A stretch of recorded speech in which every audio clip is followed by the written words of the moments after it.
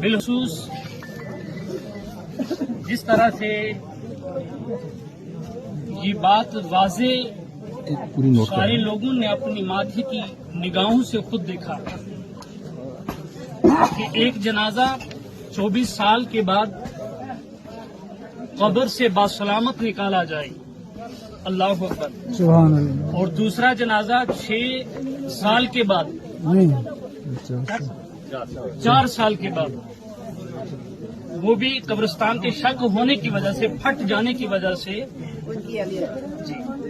تو سبحان اللہ، یہ ایک تو شوہر ہیں، دوسری ان کی اہلیہ محترمہ ہے، اور پھر سبحان اللہ ثم الحمدللہ کہ یہ عالم دین بھی تھے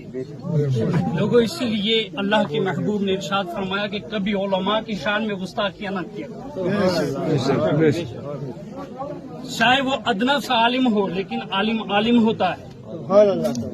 اس لیے میرے آقا علیہ السلام نے فرمایا العلماء ورثۃ الانبیاء، علماء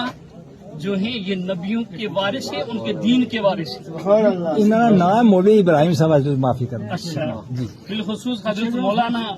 ابراہیم صاحب مدد العلی و نورانی، اللہ رب العزت ان کی تربت پاک پر کروڑوں رحمتیں نازل فرمائے۔ اور خود سوچئے کہ اگر لوہا اگر زمین میں گاڑ دیا جائے تو وہ بھی 4-5 سال کے بعد نکالیں گے تو وہ بھی نہیں ملے گا، لیکن واہ شان کریمی میرے پروردگار، تیری شان کریمی پہ صدقے اور قربان